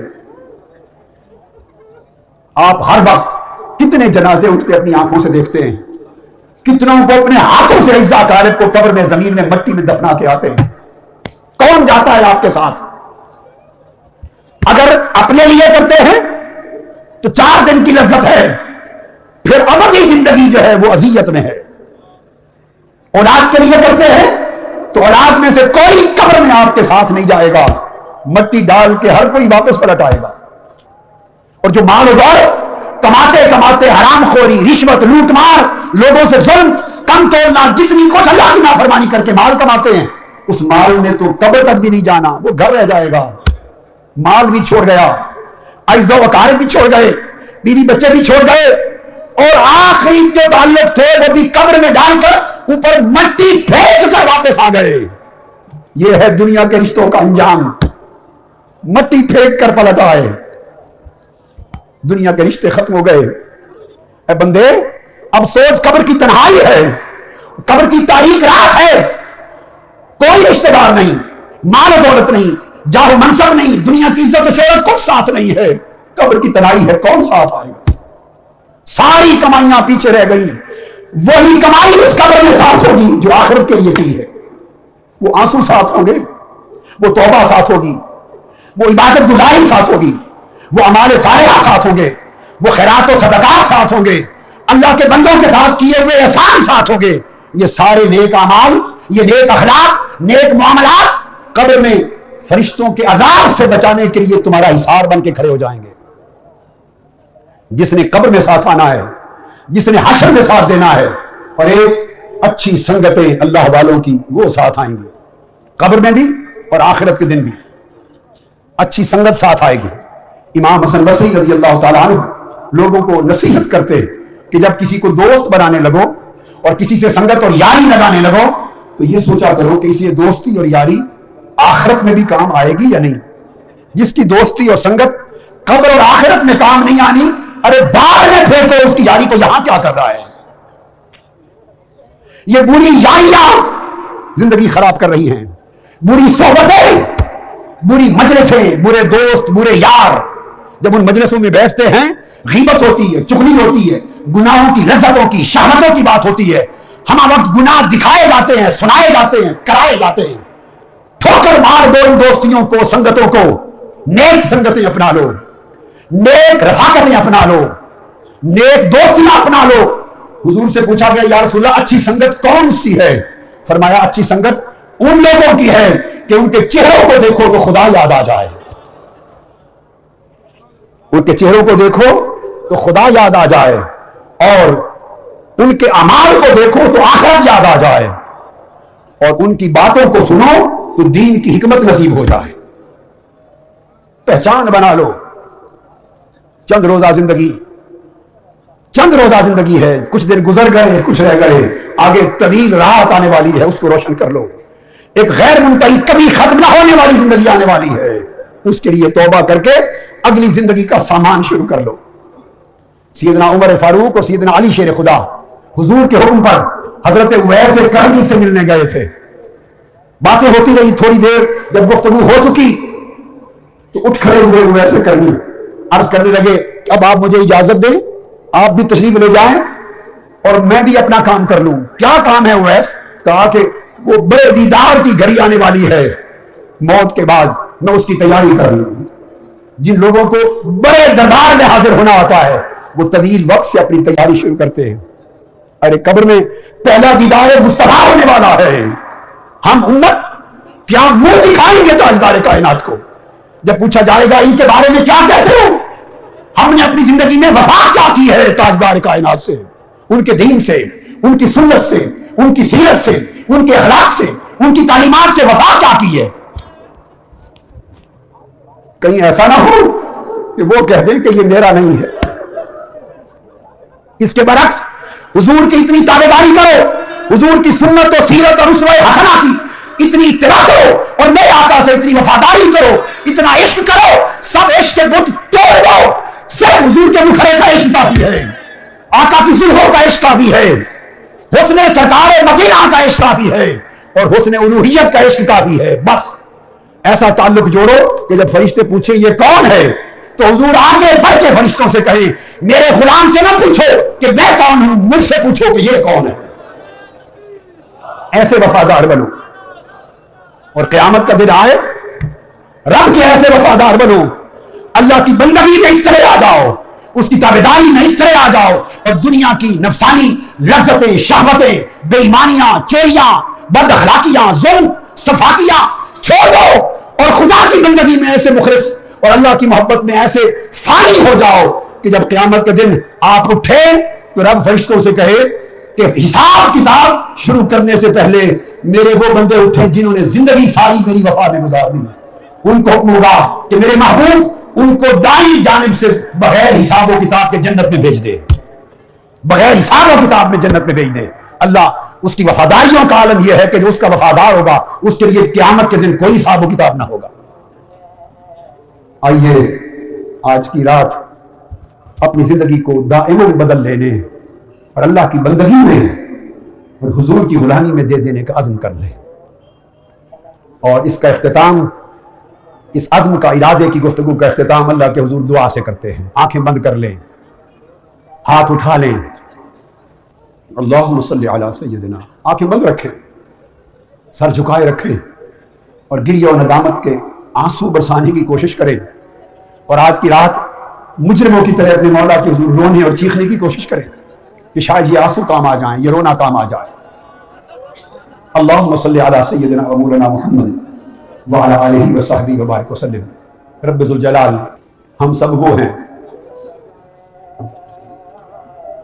میرے مولا کہ ہم سب ذلت کا لباس پہنے ہوئے، نافرمانی کا لباس پہنے ہوئے، تجھ سے دوری کے باعث ہم بیچارگی کا لباس پہنے ہوئے ہیں مولا، ہمارے دل مردہ ہیں۔ آج کی رات تو ہم پہ کرم کر، ہمارے گناہوں نے ہمارے دل مردہ کر دیے، اور تو ہمیں توفیق توبہ عطا فرما، توفیق توبہ عطا کر، اور ہمارے دلوں کو توبہ کے ساتھ زندہ فرما دے۔ اے ہماری امید مولا، اے ہماری طلب، تو ہی ہماری چاہت ہے، تو ہی ہماری آرزو اور امید ہے، تجھ سے ہماری عزت ہے مولا، تو گناہوں کو بخشنے والا ہے، تیرے سوا ہماری کمیوں کو کوئی پورا کرنے والا نہیں۔ ہم سب درماندہ بے آسرا اپنے جرموں گناہوں کو لے کر توق مجرمیت کا گلے میں ڈال کر مولا آج رات تیرے سہارے پر، تیرے آستانے پر آ گئے ہیں، تجھ سے پناہ مانگنے آ گئے ہیں۔ ہم شرمسار ہیں، ہم رسوا ہیں مولا، مگر تو نے بھی اگر دھتکار دیا تو تیرے سوا کوئی اور در ایسا نہیں ہے مولا، تیرے سوا اور کوئی در ایسا نہیں کہ جہاں ہم جا سکیں۔ رب کریم، تو اپنے بندوں کے ساتھ عفو درگزر کا معاملہ کرنے والا ہے، تو عفو درگزر اور معافی کا دروازہ کبھی بند نہیں کرتا۔ ہم تیرے حضور دست دعا دراز کر کے بیٹھے ہیں، اے سختیوں کو ٹالنے والے، اے ذلتوں کو عزت میں بدلنے والے، اے معصیتوں کو طاعتوں میں بدلنے والے، اے بدبختیوں کو سعادتوں میں بدلنے والے، اے گناہوں پہ پردہ پوشی کرنے والے، تو نے عمر بھر ہمارے گناہوں پہ پردہ ڈالا، آج ان گناہوں کو مٹا بھی دے، مٹا دے میرے مولا۔ ہم پہ تو نے ہمیشہ بھلائی کی ہے، ہم پہ مولا تو نے ہمیشہ کرم کیا ہے، اور ہم وہ ہیں جب ہم پیدا ہوئے تھے بچے تھے میرے مولا، یہ سارا تیرا ہی کرم اور تیرا ہی رزق اور تیری عطا ہے کہ اس بچے سے تو نے ہم کو پالا، پرورش کی، بڑا کیا۔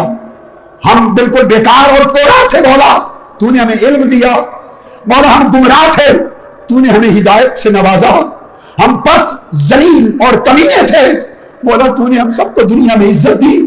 ہم خوف زدہ ہو تو مولا تو ہمیں خوف سے نجات دلانے والا، تو نے نجات دی۔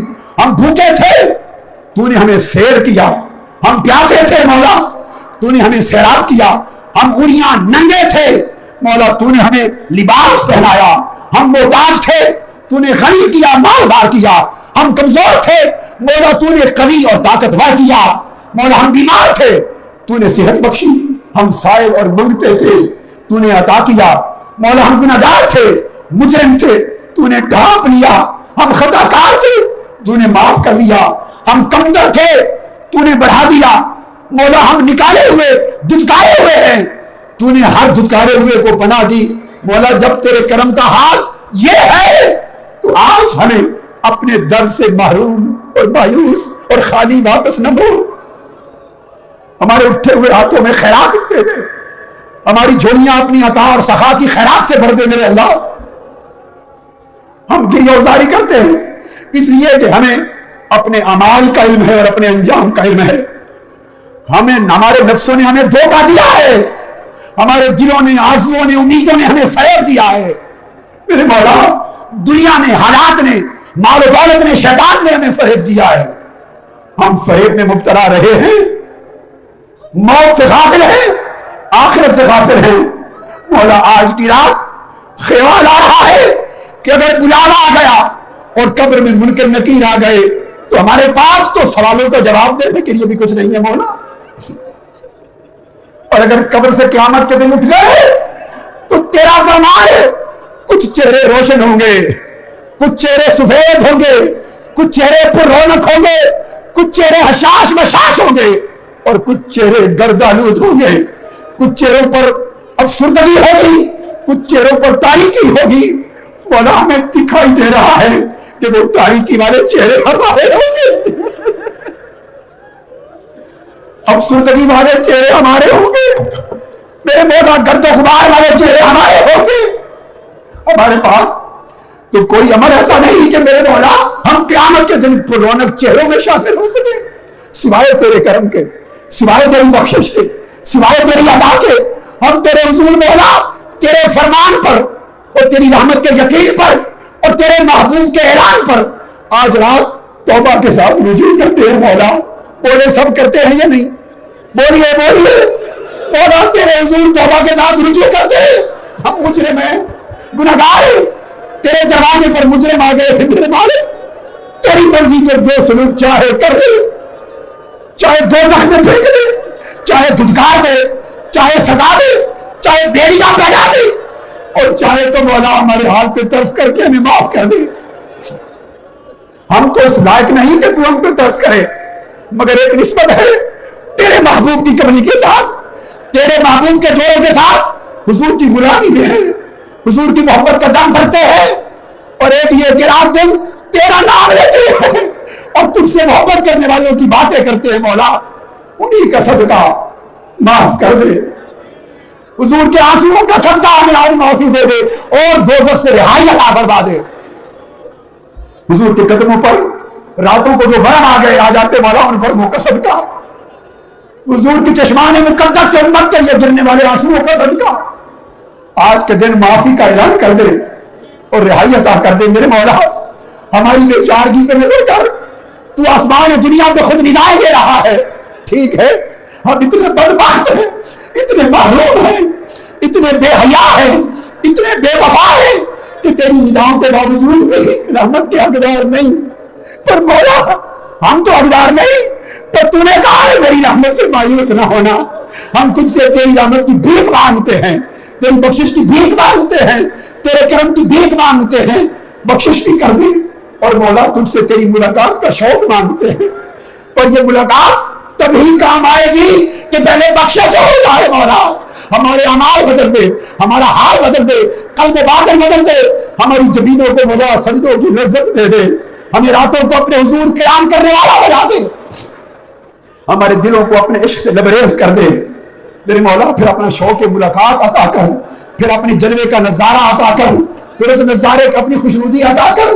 مولا اس خوشنودی کے ساتھ مولا اپنی بخشش عطا کر اور ہماری آنکھوں کو فقط لذت دے تو اپنے لقاء اور دیدار کی لذت دے، اور ہمارے دلوں کو اگر کیف و سرور دے تو فقط اپنی محبتوں کی مستی کا سرور دے، فقط تاجدار کائنات اور حضور کے عشق و محبت کی مستی کا سرور دے. میرے مولا ہماری تو عبادتیں بھی اس قابل نہیں کہ تجھے پیش کرے، مناجات اس قابل نہیں کہ پیش کرے. میرے مولا طاعات اس قابل نہیں کہ تجھے پیش کریں. اس وقت تیرے کعبے کے طواف کرنے والے جو لبیک لبیک پکار رہے ہیں مولا، اس سے بے کعبہ سے اٹھنے والی صداؤں کا واسطہ آج رات سارے کو بخش دے، معاف فرما دے. جو مقام ملتزم پر تیرے گھر کے خلاف کو تھام پر جو لوگ رو رہے ہیں مولا، ان کے آنسوؤں کا صدقہ ہمیں بھی ساتھ معاف کر دے، معاف کر دے. سیدنا ابوبکر صدیق کی وفا کا صدقہ، سیدنا فاروق اعظم کی عدالت کا صدقہ، عثمان غنی کی سخاوت کا صدقہ، مولا علی مرتضیٰ کی ولایت کا صدقہ، سیدہ فاطمہ الزہرا کی چادر تطہیر کی چادر کا صدقہ، حضور کے حسنین کریمین کا صدقہ. میرے مولا سب کو معاف کر، ہمیں اپنی رضا عطا فرما اور ہمارے ایمان کو یقین کی کیفیت عطا کر. وہ یقین دے ایمان میں کہ سارے شک کے بادل چھٹ جائیں. ہمارے دلوں سے میرے مولا شبوں کے اور شکوک کے حجابات اٹھا دے. ہمیں صاحب ایمان کر، صاحب عرفان کر، صاحب ایقان کر. میرے مولا ہمارے ضمیروں سے، ہماری چاہتوں سے، ہماری طلبوں سے، رحمتوں سے ہر باطل کو مٹا دے اور ہمارے باطل کو حق پر قائم کر دے. ہمیں حق پر استقامت عطا کر اور ہر شک اور ہر بدگمانی کے فطرے سے مولا ہمیں محفوظ کر دے. مولا ہماری عبادات کو سنوار دے، ہماری طاعات کو سنوار دے، ہمارے اعمال سنوار دے، ہمارے اخلاق بہتر کر، ہمارے احوال بہتر کر، مولا معاملات بہتر کر. ہم لوگوں سے اچھا معاملہ کرنے والے بن جائیں، تیری مخلوق پر نیکی احسان کرنے والے بن جائیں. مولا ہم ہر وقت اپنی زندگی تیری بندگی میں گزارنے والے بن جائیں. باری تعالیٰ تو ہمارا آقا اور مولا ہے. مولا تو تجھ پر بھروسہ ہے، تجھی پر توکل ہے، تیری رحمت پر ہی امید ہے، تیری دیواری پر، تیرے دروازے پر، تیری دہلیز پر آ کھڑے ہیں. مولا سخی لوگ بندوں میں بھی آئے گھر دروازے پر آئے ہوئے سال کو دھتکارا نہیں کرتے. میرے مولا کیا تو ہمیں آج رات دھتکار دے گا؟ مولا کیا تو دھتکار دے گا؟ کیا ہمیں دھتکار دے گا؟ ہم مجرم صحیح، کمینے صحیح، پھر مولا مجھے نہ دے، مجھے اپنا بھی پتا ہے. مولا میں کمینوں سے بھی بڑھ کر کمینہ، رزیلوں سے بھی بڑھ کر رزیل، نافرمانوں میں سب سے بہتر نافرمان. میں تو اس قابل بھی نہ تھا کہ نصیحت کرتا ان لوگوں کو اور دعا کے لیے ہاتھ اٹھاتا. مجھے نہ دیکھ ان ہزاروں لاکھوں لوگوں میں مولا کوئی تیرا نیک بندہ بھی ہوگا, اس کی نیکیوں کا صدقہ, اس کی جبین پر سجود کا صدقہ مولا ہم سب کو معاف کر دے. آقا علیہ السلام کی ساری امت کو معاف کر دے, پورے عالم اسلام کو کرم کر دے. میرے مولا اسلام کو سر بلند کر دے, اسلام کو عزت عطا فرما. دشمنان دین اسلام کو کچل رہے ہیں, اسلامی قدروں کو بچا رہے ہیں, ایمان اور اسلام کی غیرت مسلمانوں کے دلوں سے نکال رہے ہیں. ہمارے ملک سے حیا جا رہا ہے, دین جا رہا ہے, ایمان کی قدریں جا رہی ہیں مولا, اور لوگوں کو احساس نہیں. تو حفاظت فرما, حضور کے غلاموں پر کرم فرما. گنبد خضرا کا صدقہ دین کی حفاظت کر. ہماری زندگیاں حضور کے دین کی سربلندی کے کام آ جائیں, ہماری زندگیاں اسلام کی بلندی اور اقامت کے کام آ جائیں میرے مولا, اور ایسے کام آ جائیں کہ زندگی کا لمحہ لمحہ تیری اطاعت میں بسر ہو, تیری بندگی میں بسر ہو, تیری رضا میں بسر ہو. اور ساری مخلوق پہ مولا ہمارے دلوں کو نرم کر دے, ہمیں عفو درگزر کا پیکر کر دے, معافی اور احسان کا پیکر کر دے, ہمیں اعمال صالحہ دے دے, ہر ایک کے ساتھ بھلائی کرنے والا بنا دے. وہ زندگی دے جو تو اپنے دوستوں کو دیتا ہے مولا, اور اس زندگی سے محفوظ کر جو تجھے ناپسند ہے. میرے مولا ہمیں آخرت کی فکر کرنے والا بنا, ہمیں زاد آخرت کی تیاری کرنے والا بنا. مولا دنیا کے حرص و لعنت سے محفوظ کر, نفس کی لذتوں اور شہوتوں سے محفوظ فرما, دنیا کی رنگینیوں سے مولا ہمارے دل بے رغبت کر دے, ہمارے دل بے رغبت کر دے. ہم پہ کرم کر, ہمارے دلوں کی رغبتوں کو اپنی طرف پھیر دے میرے اللہ. تحریک منہاج القرآن کو عظمت دے, قبولیت دے. اعتکاف بیٹھنے والے جو آئے اور اطراف و اکناف سے جو لوگ آج کی رات یہاں آئے مولا, ان پر اپنی رحمت, بخشش, رضا اور عطا کی بارش کر دے. اور حضور کی ساری امت جہاں جہاں بیٹھی, جہاں جہاں تجھ سے مانگ رہی ہے مولا, ان پر اپنی عطا اور رضا کی بارش کر دے. ہمیں استقامت کے ساتھ اپنی بندگی میں رکھ, استقامت کے ساتھ اپنی بندگی اور حضور کی غلامی میں موت دے. قبر میں بھی میرے مولا ہم کامیاب ہو جائیں, اور حشر میں بھی تیری رضا کے ساتھ کامیاب ہو جائیں. ہمیں ان میں نہ ڈال جن سے حساب و کتاب لیا جائے.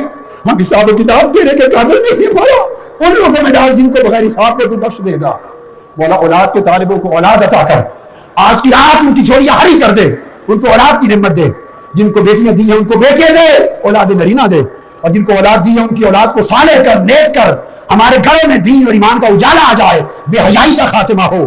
بے روزگاروں کو روزگار دے, اور سب کے ارزاق میں, رزق میں, تجارت کو حلال کر, برکتیں دے, اور سب کے دلوں کی حاجتیں پوری کر. سب کی دعائیں قبول فرما, اور دنیا اور آخرت کی نعمتوں سے اہل پاکستان کو اور جملہ اہل اسلام کو, عالم اسلام کو مالا مال فرما. اللہم صلی وسلم وبارک علی سیدنا و مولانا محمد وعلی آلہ وعترتہ واہل بیتہ وازواجہ واولادہ وبناتہ وخلفائہ واصحابہ وخدامہ واحبابہ وانصارہ واعوانہ واولیاء امتہ وصلحاء ملتہ وعلینا معهم اجمعین الی یوم الدین برحمتک یا ارحم الراحمین بحق لا الہ الا اللہ محمد رسول اللہ.